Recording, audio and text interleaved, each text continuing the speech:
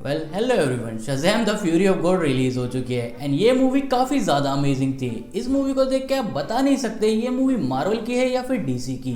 Shazam the fury of God एक light hearted family के साथ देखने वाली पॉपकॉर्न टाइप मूवी है एंड अगर आप मूवी को सिर्फ एंटरटेनमेंट के पर्पस के लिए देखना चाहते हैं तो आपका टाइम पूरी तरह वर्थ इट जाएगा। एंड विलन के साथ बैठ के फास्ट एंड फ्यूरियस के फैमिली वाले फनी जोक्स मारना ये काम खाली शज़ैम मूवी के अंदर ही हो सकता है। वैसे तो Shazam and Shazam the fury of God में जो मेन कैरेक्टर है वो बिली बैटसन है, but I don't know why मुझे ऐसा क्यों लगता है कि शज़ैम और Shazam the fury of God को देखने के बाद बिली बैटसन एक साइड किक लगता है एंड उसका जो पार्टनर है फ्रेडी वो मेन कैरेक्टर लगता है।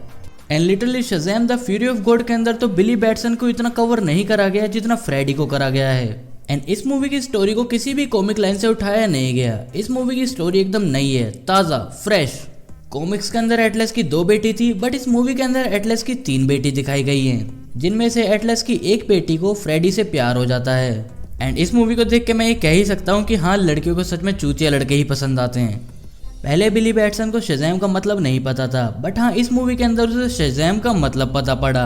बिली को पहले ऐसा लगता था कि जादूगर ने वो नाम उसे ऐसे ही दे दिया, but Shazam the fury of God में बिली को पता पड़ा शज़ैम के एस का मतलब सोलोमन की विजडम होती है, एच का मतलब हरक्यूलिस की स्ट्रेंथ होती है, ए का मतलब एटलस का स्टेमिना होता है, जेड का मतलब ज़्यूस की पावर होती है, अगेन ए का मतलब एथीस का क्रेज होता है एंड एम का मतलब मर्क्यूरी की स्पीड होती है। मैं ये तो नहीं कह रहा कि मूवी बिल्कुल परफेक्ट थी, बट मैं ये भी नहीं कह सकता ऑन द अदर हैंड कि मूवी बिल्कुल बेकार थी। मूवी अपने सरप्राइजेस एलिमेंट से भरी हुई थी। मूवी के सेकंड हाफ में काफ़ी सारे सरप्राइजेस थे, जैसे कि पेड़ में से निकलने वाले monsters, unicorns and wonder woman भी। वंडर वुमन को देख के मुझे ये समझ नहीं आया कि अभी स्नाइडरवर्स बच भी रहा है या नहीं। मूवी के फर्स्ट हाफ को अच्छा लिखा गया था, बट सेकेंड हाफ से अच्छा नहीं। अगर चाहते तो राइटर्स मूवी के फर्स्ट हाफ को भी अच्छा लिख सकते थे, बट फिर सेकेंड हाफ फीका हो जाता। एंड इस मूवी में ड्रैगन भी दिखाया गया है और जिस भी वेब सीरीज या मूवी में ड्रैगन दिखाए जाते हैं वो हिट ही जाती है। ऑल्सो बिली को एज अ फनी कैरेक्टर दिखाने के लिए बिली ये भी कवर करता है मूवी के अंदर कि ये ड्रैगन तो लकड़ी का है। लकड़ी का ड्रैगन कहाँ दिखाया जाता है। मूवी के अंदर एक लिखने वाला पेन भी था जिसको हर इन्फॉर्मेशन पता थी। एंड और जब बिली अपने फनी वे में एटलस की बेटियों को खत लिखता है दिल से, तो वो काफ़ी ज़्यादा फनी हो जाता है। शज़ैम वर्ड स्टार्ट होता है एस से एंड एस का मतलब सोलोमन की विजडम, बट इस मूवी के अंदर हमें पता चला कि बिली के पास सोलोमन की विजडम यानी कि समझदारी तो है ही नहीं, क्योंकि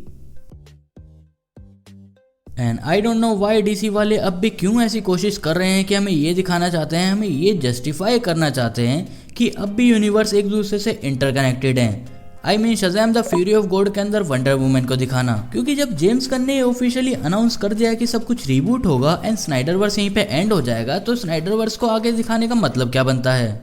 खैर छोड़ो, इस पे मैं अपने विचारों को प्रकट करके अपनी संक्षिप्त टिप्पणी नहीं देना चाहूँगा, क्योंकि डीसी मेरे ख्याल से अभी सेफ हाथों में है और डीसी को इस टाइम कोई बचा सकता है तो वो जेम्स गन ही है।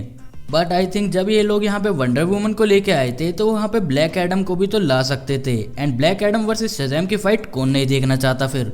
And Shazam the fury of God के पोस्ट क्रेडिट सीन के अंदर जो जादूगर जिसने बिली बैटसन को शज़ैम की पावर दी थी वो सूट बूट में रेडी होके आता है एंड अपनी छड़ी वापस ले जाता है। बट मुझे इस मूवी में कहीं डिसअपॉइंटमेंट सबसे ज़्यादा हुई है ना, तो वो यहाँ पे हुई है कि ठीक है, शज़ैम 1 के अंदर बिली ने अपने भाई बहनों को अपनी पावर्स बांट दी थी, बट शज़ैम 2 के अंदर वो लोग ऐसा दिखा सकते थे कि अब बस बिली के पास ही पावर्स रहेंगी।